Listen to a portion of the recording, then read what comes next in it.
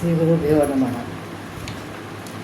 ವೇದಪೀಠ ವಿರಿಂಚಿ ಭವಶಕ್ರಾದಿಸುರ ವಿಜ್ಞಾನದಾಯಕ ಮೋದ ಚಿನ್ಮಯ ಗಾತ್ರ ಲೋಕ ಪವಿತ್ರ ಸುಚರಿತ್ರ ಛೇದ ಭೇದ ವಿಷಾದ ಕುಟಿಲಾಂತಾದಿ ಮಧ್ಯ ವಿದೂರ ಆದಾನಾದಿ ಕಾರಣ ಬಾದರಾಯಣ ಪಾಹಿ ಸತ್ರಾಣ. ಹರೇ ಶ್ರೀನಿವಾಸ. ಶ್ರೀ ಗುರು ರಾಘವೇಂದ್ರಾಯ ನಮಃ. ಶ್ರೀ ಸತ್ಯಾತ್ಮ ತೀರ್ಥ ಗುರುಭ್ಯೋ ನಮಃ. ಶ್ರೀ ಜಗನ್ನಾಥದಾಸ ಗುರುಭ್ಯೋ ನಮಃ. ಎಲ್ಲರಿಗೂ ನಮಸ್ಕಾರ. ಜೀವ ಪ್ರಕರಣ ಸಂಧಿ ಅಥವಾ ಜೀವ ಪ್ರಕ್ರಿಯಾ ಸಂಧಿ ಅಂತ ಹೇಳ್ತೀವಿ. ಅದರದ್ದು 4 ನುಡಿ ಮುಗಿದಿದೆ. ಇವತ್ತು 5ನೇ ನುಡಿಯ ಅನುಸಂಧಾನವನ್ನು ನೋಡೋಣ. ನಾನು ನುಡಿ ಓದೋದಿಲ್ಲ, ಜಸ್ಟ್ ಟು ಸೇವ್ ಟೈಮ್. ಸುಮ್ಮನೆ ಸಂಕ್ಷಿಪ್ತವಾಗಿ ಅರ್ಥವನ್ನು, ಆದರೆ ವಿಷಯ ಯಾವುದೂ ಬಿಟ್ಟಿಲ್ಲ, ಎಲ್ಲ ವಿಷಯನ ಕವರ್ ಮಾಡಿಬಿಟ್ಟು ಅದನ್ನು ಅರ್ಥವನ್ನು ಹೇಳ್ತಾ ಇದ್ದೀನಿ. ಆದರೆ ಬಹಳ ವಿಸ್ತಾರವಾಗಿ ಅರ್ಥ ತಗೊಂಡಿದ್ದೆ. 3 ವಿಧ ಕರ್ಮಗಳೊಳಗೆ, ಅಂದರೆ ಈ 3 ವಿಧವಾದಂಥದ್ದು ಕರ್ಮ ಅಂತ ಹೇಳ್ತಾರೆ. ಕರ್ಮ ಅನೇಕ ರೀತಿಯಾದಂಥ, ಅಲ್ಲಿ ಎಲ್ಲ ಕಡೆ 3 ತುಂಬ ಬರ್ತದೆ. ಆಗ 3 ಶಬ್ದದ ಅರ್ಥವನ್ನು ಬೇರೆ ಬೇರೆ ರೀತಿಯಾಗಿ ಗಣನೆ ಮಾಡುವ ಪದ್ಧತಿ ಇದೆ. ಒಂದು ನಿತ್ಯ ಕರ್ಮ, ನೈಮಿತ್ತಿಕ ಕರ್ಮ, ಒಂದು ಕಾಮ್ಯ ಕರ್ಮ. ಅದು ನಿತ್ಯ ಕರ್ಮ ದಿನನಿತ್ಯ ಮಾಡಲೇಬೇಕು ಅಂಥದ್ದು ಈಗ ವಹಿಸ್ತೀವಿ. ಬಲಿಹರಣ, ಸಂಧ್ಯಾವಂದನ, ಭಗವಂತನ ಪೂಜೆ, ಗುರುಮಂತ್ರ, ಇದೆಲ್ಲ ನಿತ್ಯವಾಗಿ ಮಾಡಲೇಬೇಕಾದಂಥದ್ದು ಕರ್ಮಗಳನ್ನು. ಆಮೇಲೆ ನೈಮಿತ್ತಿಕ ಕರ್ಮ ಅಂತಂದರೆ ಏನೋ ಒಂದು ನಿಮಿತ್ತ ಇಟ್ಕೊಂಡು, ಇವಾಗ ಒಂದೇನೋ ಬರ್ತ್ಡೇ ಇದೆ, ಏನೋ ಒಂದು ಕಾರ್ಯಕ್ರಮ ಮಾಡಿದೆ, ಅದಕ್ಕೋಸ್ಕರ ಮಾಡುವಂಥ ಕರ್ಮಗಳು ನೈಮಿತ್ತಿಕ. ಆಮೇಲೆ ಇದು ಕಾಮ್ಯ ಕರ್ಮ ಆಗ್ತದೆ. ಏನೋ ಒಂದು ಉದ್ದೇಶ ಇಟ್ಕೊಂಡು ನಾವೇನು ಮಾಡ್ತೀವಿ, ಅದು ಕಾಮ್ಯ ಕರ್ಮ ಆಗ್ತದೆ. ನೈಮಿತ್ತಿಕ ಕರ್ಮ ಅಂತಂತಂದರೆ ಇದು ಕ್ಷೇತ್ರಕ್ಕೆ ಹೋಗಿರ್ತೀವಿ, ಒಂದೇನೋ ಗ್ರಹಣ ಇರ್ತದೆ, ಪರ್ವಕಾಲ ಇರ್ತದೆ, ಅದಕ್ಕೋಸ್ಕರ ನಾವು ಮಾಡಿರ್ತೀವಿ, ಅದು ನಿಮಿತ್ತ ಮಾಡ್ಕೊಂಡು ಮಾಡಿರ್ತೀವಿ. ಅದಕ್ಕೆ ನೈಮಿತ್ತಿಕ ಕರ್ಮ ಅಂತ ಹಿಂದಿನ ನುಡಿಯಲ್ಲಿ ನೋಡಿದ್ದೀವಿ. ಇನ್ನೊಂದು ರೀತಿಯಾದಂಥದ್ದು ಇದು ಒಂದು ಗಣನೆ ಮಾಡೋ ಪದ್ಧತಿ ದೈಹಿಕ, ದೈಶಿಕ, ಕಾಲಿಕ ಅಂತ. ಅಂದರೆ ದೇಹದಿಂದ ಮಾಡುವಂತಹ ಕರ್ಮಗಳು. ದೇಶಿಕ ಅಂತಂದರೆ ಒಂದು ಬೇರೆ ಬೇರೆ ಕ್ಷೇತ್ರಕ್ಕೆ ಹೋದಾಗ, ಮನೆಯಲ್ಲಾಗಲಿ ಬೇರೆ ಬೇರೆ ದೇಶದಲ್ಲಿ ಅಂತಂದರೆ ಸ್ಥಾನದಲ್ಲಿ ಮಾಡುವಂಥ ಕರ್ಮಗಳನ್ನು.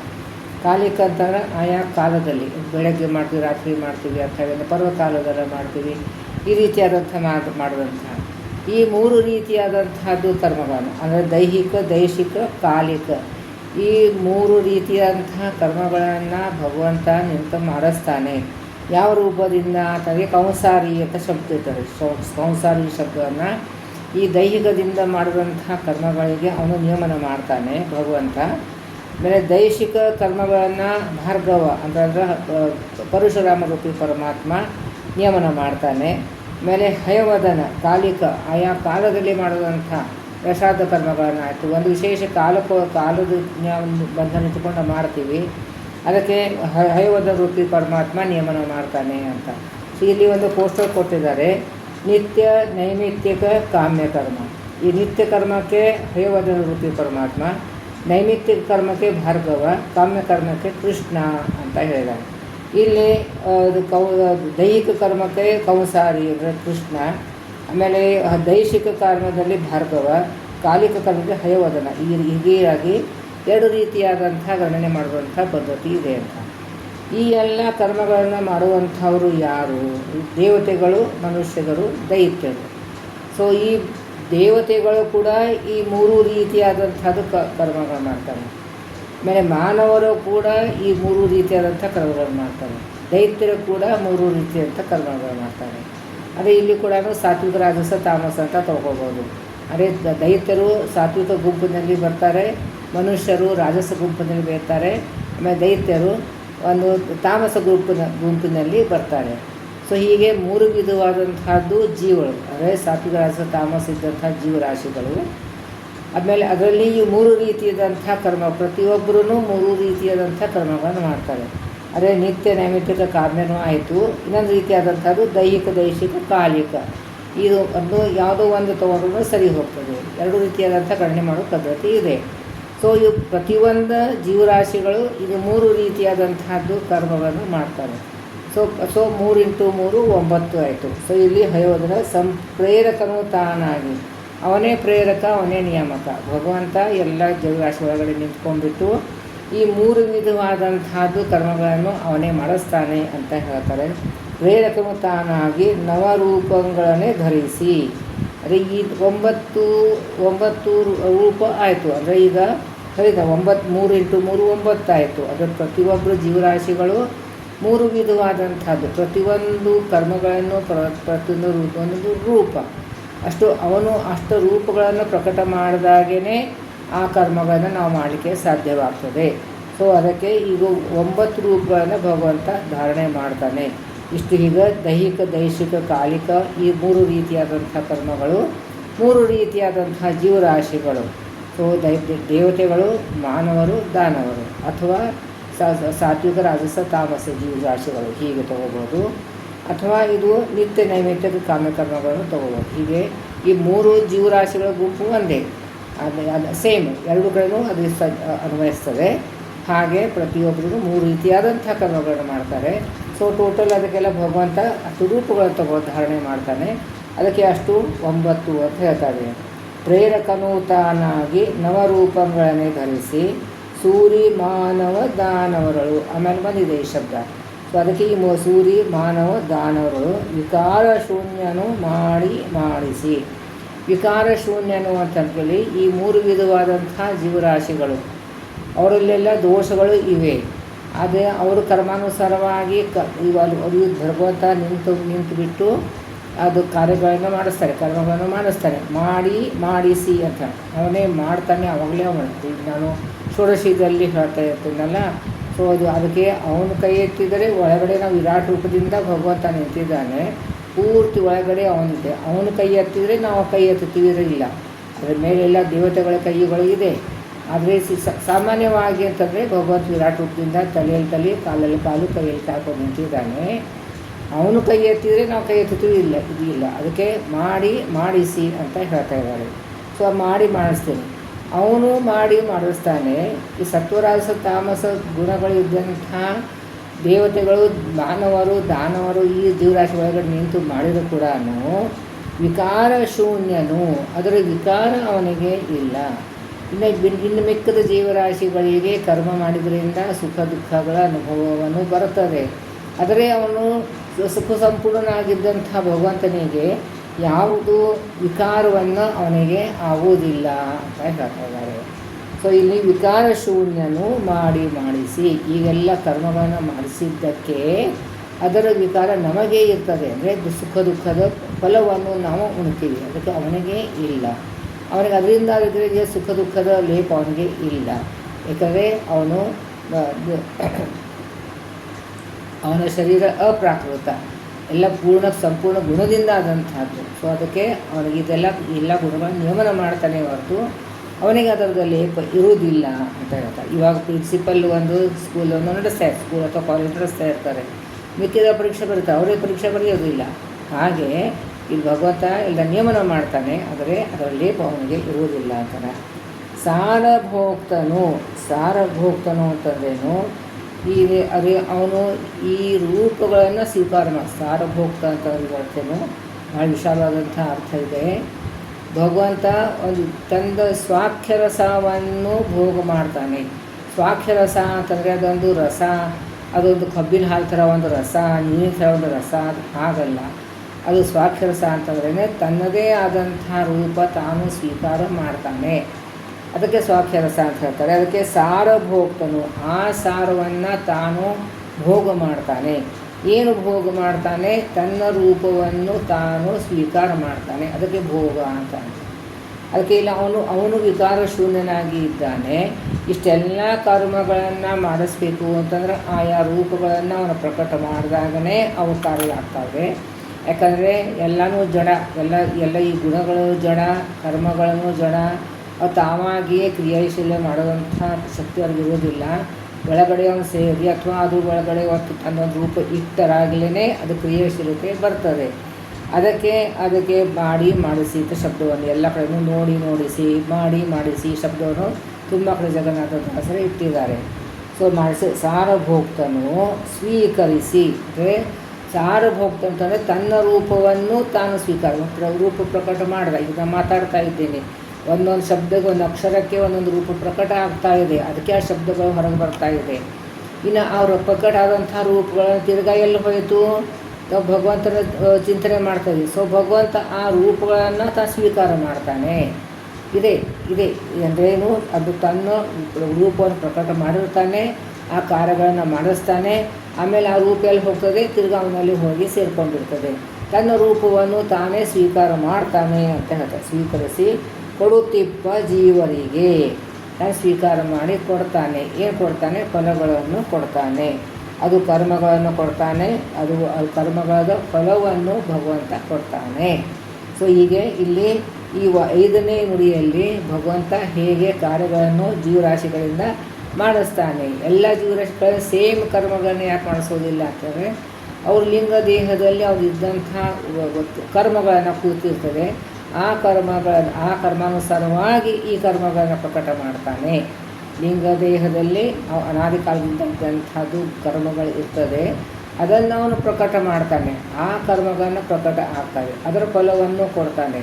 ಹೀಗೆ ಆ ಲಿಂಗ ದೇಹದಲ್ಲಿ ಇದ್ದಂಥ ಕರ್ಮಗಳನ್ನು ಮಾಡಿಸಿ ಅಲ್ಲಿದ್ದಂಥ ಲಿಂಗ ದೇಹ ಮೊದಲು ಕೊಳಕು, ಆ ಕೊಳಕವನ್ನು ತೆಗೆದುಬಿಟ್ಟು ಶುದ್ಧವಾಗಿ ಮಾಡಿ ನಮಗೆ ಮೋಕ್ಷ ಸಿಗೋ ಹಾಗೆ ಭಗವಂತ ಮಾಡ್ತಾನೆ ಅನ್ನೋದನ್ನು ಇಲ್ಲಿ ತಿಳಿಸ್ಕೊಡ್ತಾ ಇದ್ದಾರೆ. ಆ ಸ್ವೀಕರಿಸಿ ಕೊಡುತ್ತಿಪ್ಪ ಜೀವರಿಗೆ. ಇನ್ನು 6ನೇ ನುಡಿಯಲ್ಲಿ ಅನಲಪಕ್ವವ ಗೈಸಿದ ಅನ್ನವನ್ನು ಅನಲಳು ಹೋಮಿಸುವ ತೆರದಂತೆ ಅನಿಮೇಷನು ಮಾಡಿಸಿದ ಅಖಿಳ ಕರ್ಮಗಳ.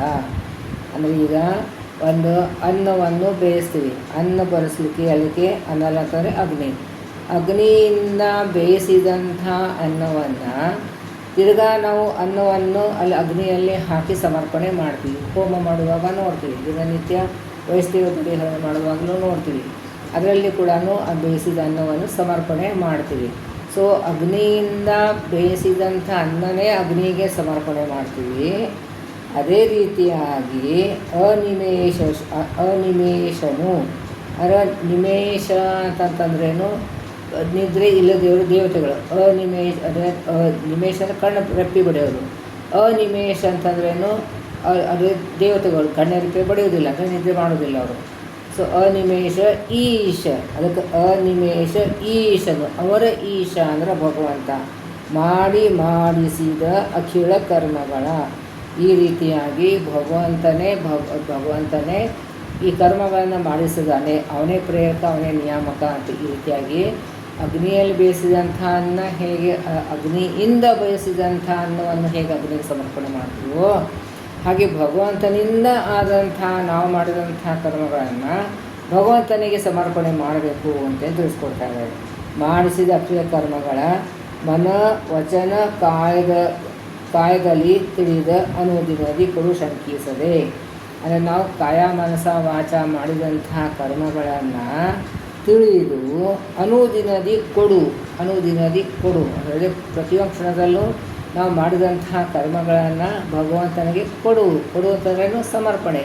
ನೀನೇ ಮಾಡಿಸಿದೀಯಪ್ಪ ಅಂತ. ಸೊ ಅವನು ಮಾಡಿಸಲಾರ್ದೆ ಯಾವ ಕರ್ಮಗಳನ್ನು ಆಗೋದಿಲ್ಲ.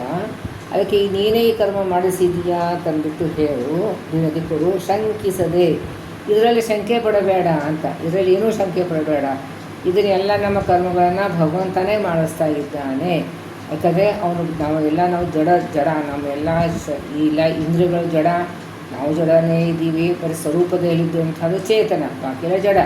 ಅದ್ರ ಒಳಗಡೆ ಭಗವಂತನ ಸನ್ನಿಧಾನ, ದೇವತೆಗಳ ದ್ವಾರ ಮಾಡಿಸಿದಂತಹ ಕರ್ಮಗಳನ್ನು ಇದು ದೇವತೆಗಳ ದ್ವಾರ ಯಾಕೆ ಮಾಡ್ಕೊ ತಾನೇ ಮಾಡಬಹುದಲ್ಲ ಅಂತಂದರೆ, ದೇವತೆಗಳ ಪ್ರಾರ್ಥನೆ ಮಾಡಿರ್ತಾರೆ. ಅದಕ್ಕೆ ಅವ್ರವ್ರದ್ದು ಒಂದು ಡಿಪಾರ್ಟ್ಮೆಂಟ್ ಕೊಟ್ಟಿರ್ತಾರೆ. ಆಯಾ ಕರ್ಮಗಳನ್ನು ಮಾಡ್ಕೊಂಡು ಸಂತೋಷ ಭಗವಂತನ ಸೇವೆ ಅಂತ ಮಾಡ್ತಾರೆ. ಸೊ ದೇವತೆಗಳ ದ್ವಾರ ಅವ್ರ ಅಂತರ್ಯಾಮಿಯಾಗಿ ತಾನೇ ಇದ್ಬಿಟ್ಟು ಮಾಡಿದಂತಹ ಕರ್ಮಗಳನ್ನು ಭಗವಂತನೇ ಮಾಡಿದ್ದಾನೆ ಅಂತ ಈ ರೀತಿಯಾಗಿ ಕೊಡು ಅಂತಲೇ ಸಮರ್ಪಣೆ ಮಾಡು, ಶಂಕಿಸದೆ. ಶಂಕೆ ಪಡಬೇಡ, ಭಗವಂತನೇ ಖಂಡಿತವಾಗಿ ಅವನೇ ಮಾಡಿಸ್ತಾ ಇದ್ದಾನೆ ಅಂತ ಹೇಳಿ ಕೊಡಬೇಕು, ಶಂಕಿಸ ಕೊಡಬೇಕು. ರುಜನಾರ್ದನ ಅಂದರೆ ಇದು ಪಾಪ ಪರಿಹಾರ ಮಾಡುವಂಥ, ಅಂದರೆ ಪಾಪವನ್ನು ಭಸ್ಮ ಮಾಡುವಂಥ ಭಗವಂತ. ರುಜನ ಅಂತಂದರೆ ಪಾಪ, ಮರ್ದನ ಅಂತಂದ್ರೇನು ಭಸ್ಮ ಮಾಡುವಂಥ, ಪರಿಹಾರ ಮಾಡುವಂಥದ್ದು. ರುಜನಾರ್ದನ ಸದಾ ಕೈಕೊಂಡು ಸಂತೈಸುವ ತನ್ನವರ. ಅದೇನು, ಇದು ತ್ಯಾಗ ಬುದ್ಧಿ ಇರಬೇಕು. ತ್ಯಾಗ ಬುದ್ಧಿ ಅಂತಂದ್ರೇನು, ಈ ಭಗವಂತ ಸ್ವಾತಂತ್ರ್ಯನ ನಾನು ಸ್ವತಂತ್ರನಾಗಿ ನಾನು ಕರ್ಮಗಳು ಮಾಡಿದ್ದೇನೆ ಅಂದರೆ ಅಹಂಕಾರ ಮಮಕಾರ ಇರಬಾರದು, ಫಲದ ಆಸೆ ಇರಬಾರದು. ಆ ರೀತಿಯಾಗಿ ಭಗವಂತನಿಗೆ ಸಮರ್ಪಣೆ ಮಾಡಿದರೆ ಸದಾ ಕೈಕೊಂಡು ಸದಾ ಸ್ವೀಕಾರ ಮಾಡ್ತಾನೆ. ಅವನು ಬಹಳ ದೊಡ್ಡವನು, ಎಣಿಸ್ಲಿಕ್ಕೆ ಸಾಧ್ಯ ಇಲ್ಲ, ಬಹಳ ಚಿಕ್ಕವನು. ಆದರೂ ಕೂಡ ಈಗ ಸ್ವಾಮಿಗಳವರು ಎಷ್ಟೋ ಜ್ಞಾನಿಗಳಿರ್ತಾರೆ, ದೊಡ್ಡವರು ಇರ್ತಾರೆ. ಆದರೂ ಒಂದು ಚಿಕ್ಕ ಮಗು ಏನೋ ಒಂದು ಸ್ತೋತ್ರ ಹೇಳಿದರೆ ಅದು ಕೇಳ್ತಾರೆ, ಅದಕ್ಕೊಂದು ಏನೋ ಸಂಭಾವನೆ ಕೊಡ್ತಾರೆ, ಒಂದು ಚಿಕ್ಕದಾದಂಥ ಏನಾದರೂ ಸಂಭಾವನೆ ಕೊಡ್ತಾರೆ, ಸಂತೋಷ ಪಡ್ತಾರೆ. ಆ ರೀತಿಯಾಗಿ ನಾವು ಚಿಕ್ಕದು ಮಾಡಿದಂಥ ಎಲ್ಲ ಕರ್ಮಗಳನ್ನು ಭಗವಂತನ ಸಮರ್ಪಣೆ ಮಾಡಿದರೆ ಭಗವಂತ ಸ್ವೀಕಾರ ಮಾಡ್ತಾನೆ. ಸ್ವೀಕಾರ ಮಾಡಿಬಿಟ್ಟು ಸಂತೈಸುವನು, ನಮಗೆ ಸಂತೋಷವನ್ನು ಕೊಡ್ತಾನೆ. ಸಂತೋಷ ಅಂದರೆ ಒಳ್ಳೆಯ ಫಲವನ್ನು ಕೊಡ್ತಾನೆ ನಮಗೆ. ಹಾಗೆ ಇಲ್ಲಿ ತನ್ನವರ ಅಂತ ಬಿಟ್ಟಿದ್ದಾರೆ. ತನ್ನಂತರ ಅವನ ಭಕ್ತರನ್ನು ಅಂದರೆ ಈಗ ದಾಸನ್ನ ಮಾಡಿಕೋ ಎನ್ನುವಂಥದ್ದು ದಿನಾಲು ನಾವು ಹೇಳ್ತಿರ್ತೀವಿ. ಅರೆ ನಾವು ಭಗವಂತನಿಗೆ ನನ್ನವರು ಅಂತ ತಿಳ್ಕೊಂಡೀವಿ ಅಂತ ಅಂದ್ಕೊಂಡಿರ್ತೀವಿ, ನಾವು ಅದೇ ತಿಳ್ಕೊಂಡಿರೋದಿಲ್ಲ. ಆದರೂ ಕೂಡ ನಾವು ಭಗವಂತನಿಗೆ ನಾವು ನಿನ್ನವರು ಅಂತ ನೀನು ತಿಳ್ಕೋಬಾ ಅಂತ ದಾಸನ್ನ ಮಾಡಿಕೋ ಏನು ಅವನು ಸ್ವೀಕಾರ ಮಾಡಬೇಕಲ್ಲ. ಇವಾಗ ಎಷ್ಟೋ ಜನ ಮನೆ ಕೆಲಸಕ್ಕೆ ಬರ್ತಾರೆ, ಅದಕ್ಕೆ ನಾವು ಯಾರು ಸ್ವೀಕಾರ ಮಾಡಿರ್ತೀವಿ ಅವರು ಬರ್ತಾರೆ. ಇನ್ನು ಕೆಲವರು ನಾವು ಬೇಡ ಅಂತ ಹೇಳ್ತೀವಿ, ಕಳಿಸ್ಬಿಡ್ತೀವಿ. ಹಾಗೆ ಭಗವಂತನ ಹತ್ರ ನಾವು ಹೋಗಿಬಿಟ್ರೆ ಭಗವಂತ ನಮಗೆ ಸ್ವೀಕಾರ ಮಾಡಬೇಕು ಅವನು. ಅವಾಗ ಅದಕ್ಕೆ ತನ್ನವರು, ಅವನು ಯಾರಿಗೆ ತನ್ನವರು ಅಂತ ಸ್ವೀಕಾರ ಮಾಡಿರ್ತಾನೋ ಅಂಥವರು ಮಾಡಿದಂಥ ಕರ್ಮಗಳು ಅವ್ರು ತನ್ನವರು ಅಂತ ಸ್ವೀಕಾರ ಯಾವಾಗ ಮಾಡ್ತಾನೆ? ಅವನೇ ಪ್ರೇರಕ, ಅವನೇ ನಿಯಾಮಕ ಅಂತ ಅಂದ್ಕೊಂಡು ನೀನೇ ಮಾಡಿಸಿದೀಯಾ ಅಂತ ಅಂದ್ಬಿಟ್ಟು ಈ ಭಾವನೆಯಿಂದ ನಾವು ಮಾಡಿದಂಥ ಕರ್ಮಗಳನ್ನ ಸಮರ್ಪಣೆ ಮಾಡ್ತೀವೋ ಅವ್ರಿಗೆ ಅವನು ತನ್ನವರು ಅಂತ ತಿಳ್ಕೊತಾನೆ. ಸೊ ಅಂಥದ್ದು ಸಂತೈಸುವನು, ರಕ್ಷಣೆ ಸಂತೋಷ ಕೊಡ್ತಾನೆ. ಈ ಸಂತೋಷ ಅಂತಂದ್ರೆ ಏನಾಗ್ತದೆ ನಮಗೆ, ನಾವು ಯಾವಾಗಲೂ ಇಲ್ಲಿದ್ದಂಥದ್ದು ಈ ಸಂಸಾರಿಕವಾದಂಥದ್ದು ಐಹಿಕ ಸುಖವನ್ನು ಸಂತೋಷ ಕೊಡ್ತಾನೆ, ಅದನ್ನು ಸರಿಯೇ, ಅದನ್ನು ಕೊಡ್ತಾರೆ. ಆದರೆ ಮುಖ್ಯವಾದಂಥದ್ದು ಸಂತೋಷ ಯಾವುದು? ನಮಗೆ ಮೋಕ್ಷ. ಅದಕ್ಕೆ ಪ್ರತಿಯೊಂದು ಕರ್ಮಗಳನ್ನು ಕಾಯ ಮನಸ ವಾಚ ಮಾಡಿದಂಥ ಕರ್ಮಗಳನ್ನು ಇನ್ನು ದೇಹದಿಂದ ನಮಸ್ಕಾರವನ್ನು ಮಾಡ್ತೀವಿ, ಬಾಯಿಯಿಂದ ಸ್ತೋತ್ರವನ್ನು ಹೇಳ್ತೀವಿ, ಮನಸ್ಸಿನಿಂದ ಭಗವಂತನ ಚಿಂತನೆ ಮಾಡ್ತೀವಿ. ಈ ರೀತಿಯಾಗಿ ಮಾಡಿದಂಥ ಕರ್ಮಗಳನ್ನು ಭಗವಂತನೇ ಪ್ರೇರಣೆ ಮಾಡಿ ಪ್ರೇರಕ ನಿಯಾಮಕ ಅವನಿದ್ದಾನೆ, ಮಾಡಿಸ್ತಾ ಇದ್ದಾನೆ ಅಂತ ಹೇಳಿಬಿಟ್ರೆ ಅವನು ನಮ್ಮ ಪಾಪವನ್ನು ಪರಿಹಾರ ಮಾಡಿ ಸದಾ ಕೈಕೊಂಡು ಸದಾ ಸ್ವೀಕಾರ ಮಾಡಿ ಸಂತೈಸುವನು ತನ್ನವರ. ಈ ಭಾವನೆಯಿಂದ ಭಗವಂತ ಮಾಡುವಂಥ ಭಕ್ತರಿಗೆ ತನ್ನವರು ಅಂತ ತಿಳ್ಕೊತಾನೆ. ಅವಾಗೆ ನಮಗೆ ಮೋಕ್ಷವನ್ನು ಕೊಡ್ತಾನೆ. ಯಾಕೆ ಆಮೇಲೆ ತನ್ನ ಮನೆಯಲ್ಲಿ ಇಟ್ಕೊಳ್ತಾನೆ. ಯಾಕಂದರೆ ತನ್ನವರು ಈ ನಮ್ಮವ್ರು ಯಾರು ಇರ್ತಾರೋ ನಾವು ನಮ್ಮ ಮನೆ ಇಟ್ಕೊಳ್ತೀವಿ, ಯಾರು ನಮ್ಮವ್ರು ಇವರೆಲ್ಲ ಇಟ್ಕೊಳ್ಳೋದಿಲ್ಲ. ಅದೇ ರೀತಿಯಾಗಿ ಭಗವಂತ ನಮಗೆ ತನ್ನವರು ಅಂತ ಅವನು ಸ್ವೀಕಾರ ಮಾಡಿದರೆ ತನ್ನ ಮನೆಯಲ್ಲಿ ಇಟ್ಕೊಳ್ತಾನೆ ಅಂತ ಹೇಳ್ತಾನೆ. ಆಮೇಲೆ ಇಲ್ಲಿ ಜೀವದ ಪುರಾಣ, ನಮ್ಮ ಸ್ವರೂಪ ದೇಹದಲ್ಲಿ ಒಳಗಡೆ ಜೀವ ಇದೆ. ಸ್ವರೂಪ ದೇಹ ಒಳಗಡೆ, ಸ್ವರೂಪ ದೇಹ ಅಂತಂದ್ರೆ ಜೀವ, ಅದರ ಮೇಲೆ ಲಿಂಗ ಶರೀರ, ಅದರ ಮೇಲೆ ಅನಿರುದ್ಧ ದೇಹ, ಅದರ ಮೇಲೆ ಈ ಸ್ಥೂಲ ಶರೀರವನ್ನು ಕೊಟ್ಟಿದ್ದಾರೆ. ಸೊ ನಾವು ಸ್ವರೂಪದಲ್ಲಿ ಇದ್ದಂತಹ ಜೀವದ ಪರಮಾಣು ಎಷ್ಟಿದೆ, ಏನು ಸೈಜ್ ಇದೆ ಅಂತ ಇಲ್ಲಿ ಹೇಳ್ಕೊಡ್ತಾ ಇದ್ದಾರೆ 7ನೇ ನುಡಿಯಲ್ಲಿ. ಕುದುರೆ ಬಾಲದ ಕೊನೆಯ ಕೂದಲು ತುದಿ ವಿಭಾಗ ಮಾಡಿ ಶತವಿಧ ಮಾಡ ಅದರೊಂದನ್ನು 3 ಭಾಗ ಮಾಡಲ್ತೇವುದು ಅಂತಂದಿದ್ದೇನು. ಇದು ಕುದುರೆ ಬಾಲದ ಕೊನೆಯ ಕೂದಲು ಅಂತಂದರೆ ಅಲ್ಲಿ ಎಷ್ಟು ಬೇಕಾದಷ್ಟು ಕೂದಲುಗಳು ಇರ್ತವೆ, ಅದರಲ್ಲಿ ಲಾಸ್ಟ್ ಚಿಕ್ಕದಾದಂಥದ್ದು ಕೂದಲು, ಅದನ್ನು 1000 ಭಾಗ ಮಾಡಿದರೆ ಎಷ್ಟು ಆಗ್ತದೆ, ಅಷ್ಟು ಚಿಕ್ಕ, ಅಷ್ಟೇ ಬಹಳ ಸ್ಮಾಲ್ ಒಂದು ಅಣುವಾದಂಥದ್ದು ನಮ್ಮ ಜೀವನ ಆಕಾರ ಸ್ವರೂಪ ಅಂತ ಹೇಳ್ತಾರೆ. ಅಷ್ಟು ನಮ್ಮದು ಜೀವದ ಆಕಾರ ಸ್ವರೂಪ ಇದೆ. ಸೊ ಮಾಡ್ತೆ ಅಂತ ಹೇಳೋದು ವಿಧಿಭವಾದಿ ಸಮಸ್ತ ಜೀವರು ಮೊದಲು ಮಾಡಿ ತೃಣಾಂತ ಜೀವರೊಳಗೆ ಅಧಿಕ ನ್ಯೂನ್ಯತೆ ಇಲ್ಲವೆನ್ನುವು ಜೀವ ಪರಮಾಣು. ಸೊ ಜೀವ ಅಷ್ಟು ಪರಮಾಣು ಅಷ್ಟು ಸೂಕ್ಷ್ಮವಾಗಿ ಇದೆ.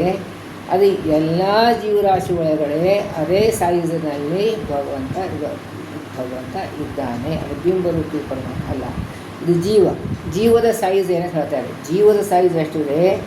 ಬ್ರಹ್ಮಭವಾದಿತದ ಬ್ರಹ್ಮರುದ್ರೆ ಮೊದಲಾಂತ ಎಲ್ಲ ಜೀವರಾಶಿ ಹಿಡ್ಕೊಂಡು ತೃಣಾಂತ ಜೀವ, ತೃಣ ಅಂತಲೇ ಹುಲ್ಲು ಕಡ್ಡು ಹಿಡ್ಕೊಂಡು ಒಂದು ಕ್ರಿಮಿ ಕೀಟಕವರೆಗೂ ಏನಿದೆಯೋ ಅವರಂತರ್ಯಾಮಿ ಅದು ಇದ್ದಂಥ ನಾವು ಮೂಲ ಜೀವ, ಮೂಲ ಸ್ವರೂಪ ದೇಹ ಅಂತ ಹೇಳ್ತೀವಿ.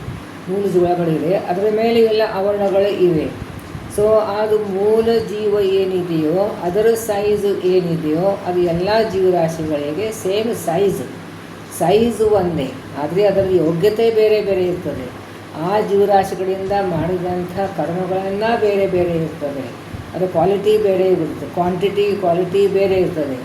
ಆದರೆ ಆ ಜೀವದ ಸೈಜ್ ಏನಿದೆಯಲ್ಲ ಆ ಸೈಜು ಎಲ್ಲ ಜೀವರಾಶಿಗಳಿಗೂ ಸೇಮ್ ಇದೆ, ಅಧಿಕ ನ್ಯೂನ್ಯತೆ ಇಲ್ಲ ಅಂತ. ಅಲ್ಲಿ ಅವುಗಳೇ ತುಣಾಂತ ಜೀವಗಳು ಅಂತಂದರೆ ಬ್ರಹ್ಮದಷ್ಟು ಸಂಪೂರ್ಣ ವ್ಯಾಪ್ತನಾಗಿದ್ದಾನೆ. ಅವ್ರಿಗೆ ಅಲ್ಲಿ ಬ್ರಹ್ಮದೇವರು ಹಿಡ್ಕೊಂಡು ಒಂದು ಹುಲ್ಲು ಕಡ್ಡು ಕ್ರಿಮಿ ಕೀಟಕವರೆಗೇನೂ ಇದ್ದಂಥ ಆ ಜೀವದ ಸೈಜು ಇಷ್ಟು ಚಿಕ್ಕದಾಗಿದೆ. ಎಲ್ಲ ಜೀವರಾಶಿಗಳೇ ಸೇಮ್ ಸೈಜು, ಅಧಿಕ ನ್ಯೂನ್ಯತೆ ಇಲ್ಲವೆಂದಿವು ಜೀವ ಸೈಜ್ ಅಷ್ಟು ಪರಮಾಣುವಾಗಿ ಇದೆ ಅಂತೆಲ್ಲ ಹೇಳ್ತಾ ಇದ್ದಾರೆ. ಇಲ್ಲಿ 7ನೇ ನುಡಿ ಮುಗಿತು. ನೋಡೋಣ. ನಾಹಂಕರ್ತ ಹರಿಕರ್ತ ಶ್ರೀಹರಿ ಪ್ರೇರಣ ಶ್ರೀಹರಿಕೃತ್ಯರ್ಥ ಪತಿ ಅಂತರ್ಗತ ಗುರು ಅಂತರ್ಗತ ತತ್ವಾಭಿಮಾದೇತ ಅಂತರ್ಗತ ಭಾರತೀಯ ಮುಖ್ಯ ಪ್ರಾಣಾಂತ ಲಕ್ಷ್ಮೀ ವೆಂಕಟೇಶ ನಮಸ್ತೆ ಅಧೀರ್ಣ ಮಧ್ವಾಂಶ